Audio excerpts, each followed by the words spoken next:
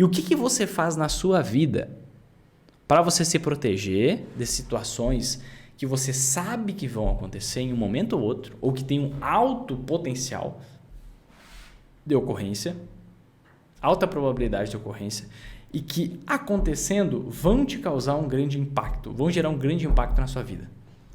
Você contrata você contrata um seguro. Para tudo na sua vida que você tem, que é muito provável que algo aconteça, e você vai ser muito penalizado se aquilo acontecer, você contrata um seguro. Pensa bem, você tem um carro.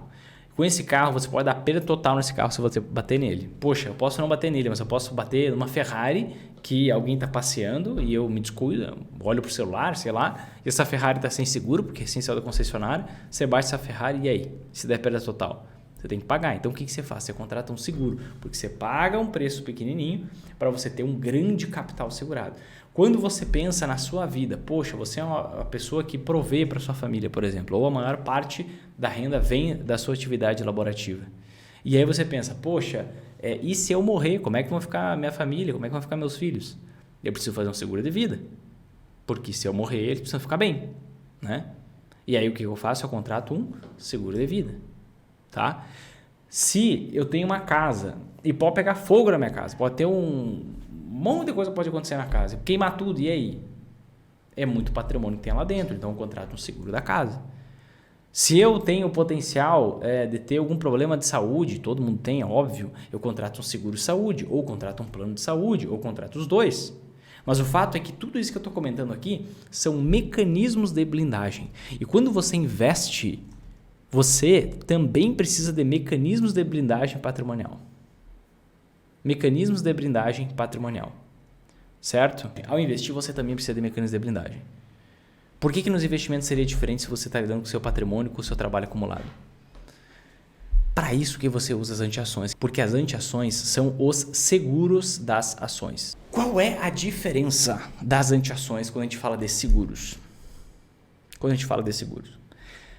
E antes de eu até explicar isso, tem muita gente que acha que opções são os seguros das ações. Opções não são seguros das ações, certo? Eu estou falando aqui sobre anteações, que são outros investimentos que não são opções. Vinícius, eu nem sei o que são opções. Não tem problema. Esquece esse trecho sobre as opções. Para quem sabe que é opções e acha que anteações são opções, já quero salientar. Não são opções. Eu já vou explicar o que são as anteações, quais são essas anteações, por que são, qual a confiabilidade e tudo mais. Uma característica, peculiaridade que você tem que entender das anteações. No mundo dos investimentos, um seguro ele é muito melhor. As anteações são muito melhores do que um seguro de carro. Por quê? Exemplo. Quando você tem um seguro de carro, basicamente você tem que pagar um valor todo mês para você talvez utilizar aquele capital segurado que você tem para devolver para você um valor. Então, digamos assim, você paga por 10 anos o seguro de um carro, digamos que seu carro seja 100 mil reais, você paga, digamos, R$1.000 por ano. Então, você pagou 10 mil para você depois recuperar 100 mil. Então, na verdade, você recuperou 90 mil. Você nem conseguiu recuperar todo o valor do carro. No máximo, você recupera todo o valor. Com as anteações, existe uma característica chamada antifragilidade. O que é antifragilidade? Vamos pensar em algo robusto. O que é algo robusto? Algo robusto é a tampa da minha creatina aqui. Por quê? Eu pego essa tampa da creatina aqui, ó, e quando eu derrubo ela, eu vejo que ela se mantém num estado inalterado. Ela está da mesma forma. Então, é algo robusto. Quando eu penso em algo frágil, por exemplo, aqui, ó, o meu copo. Não sei se está sendo um copo, essa taça. E aí, se eu pegar e derrubar essa taça no chão aqui, que obviamente eu não vou fazer isso, o que vai acontecer? Essa taça vai quebrar ao meio. Então, isso é algo frágil. Algo antifrágil é algo robusto? Não. Algo antifrágil é algo que cresce com o caos, que cresce com o problema, que cresce com a queda. Seria como se eu pegasse essa tampa da creatina aqui, derrubasse e ela aumentasse, ela ficasse maior. Aí seria algo antifrágil. Vinícius, qual seria um exemplo na vida cotidiana da gente de algo antifrágil? Por exemplo, eu não sei se esse é um exemplo tecnicamente correto, mas você vai entender a lógica se eu pegar um músculo. Por quê? O músculo, quanto mais eu machuco o músculo, mais ele cresce. Claro, se eu dormir bem, se eu me alimentar bem, se eu fizer o treino certo. Mas é algo que eu vou parece que eu estou apertando ele, só que eu vou fazer ele expandir como resultado de apertar ele. O que a gente tem como um exemplo, tá? Que é dado pelo próprio Nassim Taleb, que é quem cunhou esse termo antifragilidade, é o ser mitológico chamado Hidra de Lerna. Tá? Basicamente, o que é esse ser mitológico? Esse ser mitológico é chamado de Hidra de Lerna. É esse bichano aqui que você está vendo na tela. Tá? Esse bichano ele tem várias cabeças. Tá? E, segundo a mitologia, se você corta uma das cabeças, vão nascer 2 cabeças a partir dali. Se você corta 2 cabeças, vão nascer 4 cabeças. Se você corta 4 cabeças, vão nascer agora 8 cabeças. E quanto mais você tenta cortar as cabeças, mais cabeças surgem. Exatamente isso que acontece com as anti-ações. Esse benefício do caos. Ou seja, isso não faz apenas você se proteger das quedas, que é o que você tem que buscar em primeira instância, mas faz com que você consiga se beneficiar das quedas e também lucrar nas quedas. Vinícius, me comprova isso. Vou te comprovar. Fica bem tranquilo, tá? Vamos lá. O que são anti-ações?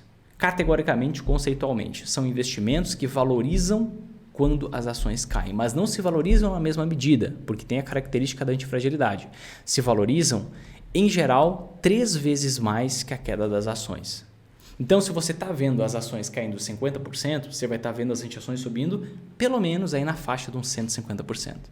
Se você está vendo as ações caindo 30%, você vai estar vendo, em geral, as anti-ações subindo pelo menos 90%. Por isso, você nunca vai ficar no 0 a 0. Vinícius, mas e se eu investir em ações e anti-ações? Uma dúvida que surge muito.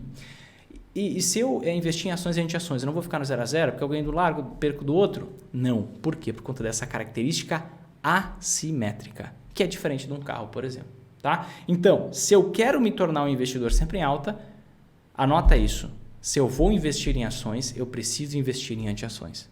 Hoje recebi uma pergunta no meu direct sobre isso. Se eu quero me tornar um investidor sempre em alta, se eu quero lucrar nas ações quedas da bolsa, se eu vou investir em ações, eu preciso investir em anti-ações, ponto final. Aí recebi uma pergunta hoje, e é uma dúvida que muitos de vocês podem estar na cabeça. Vinícius, as ações estão com os preços baixos e as anti-ações estão com os preços elevados. Até onde que eu espero? Quando que eu invisto em anti-ações? E aqui tem um grande ponto cego de muitos de vocês. Primeiro, as anti-ações não estão caras, estão extremamente baratas na minha avaliação. Mas você pode ver que nos últimos anos as anti-ações subiram um pouco e as ações caíram um pouco.